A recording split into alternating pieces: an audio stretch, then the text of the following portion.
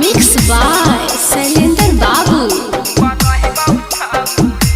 माँ Pratima recording studio Sheikhpura.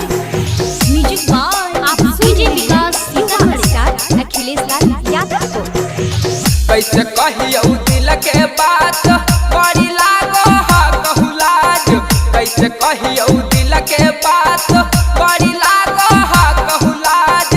हे के साथ तो जनम सखनी भाई बहु छौरी। हे के साथ तो जनम सखनी भाई बहु छौरी। तय अपन मैया के पुतोहिया तोरे बनई बहु छौरी। तय अपन मैया के पुतोहिया तोरे बनई बहु छौरी। कैसे कहियो दिल के बात बड़ी लागो हा कहू लाज। कैसे कहियो दिल के बात बड़ी लागो हा कहू लाज। हे के साहा तो जान हम सखनी भाई बहु छौरी। साहा तो जान हम सखनी भाई बहु छौरी। तय अपन मैया के पुतोहिया तोरे बनई बहु छौरी। तय अपन मैया के पुतोहिया तोरे बनई बहु छौरी। सुन ले तय अपन मैया के पुतोहिया तोरे बनई डीजे विकास मटियार कला सीतामढ़ी। पुतोहिया तोरे बनई मिक्स बाय शैलेंद्र बाबू। कहिए से रखल हलियो दिलवा में या सागे। हमरा तू सुन गे छौरी करनई नीरा सागे। करनई नीरा हाँ हाँ कहिए से रखल हलियो दिलवा में या सागे।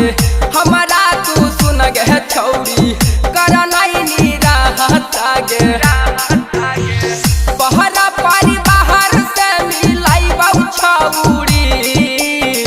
बहरा पारी बाहर से मिलाई बहु छौरी। तय अपन मैया के पुतोहिया तोरे बनही बहु छौरी। तय अपन मैया के पुतोहिया तोरे बनही बहु छौरी। सुन ले तोरे बनही बहु छौरी। मिक्स बाय शैलेंद्र बाबू। विकास मटियार कला सीतामढ़ी। तोरे बनही बहु छौरी।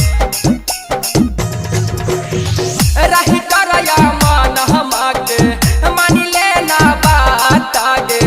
कहबो नहीं करबहु छौरी तोहरा से घात आगे। तोहरा से घात हाँ हाँ रही करया मन हमाके मानी लेना बात आगे। कहबो नहीं करबहु छौरी तोहरा से घात आगे। सोहनु या खलेसवा से ना बताई बहु छौरी।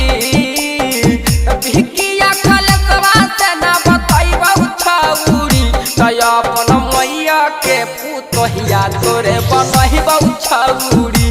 तय अपन बाबू के पुतोहिया तोरे बनही बहु छौरी। सुन ले माँ प्रतिमा रिकॉर्डिंग स्टूडियो शेखपुरा।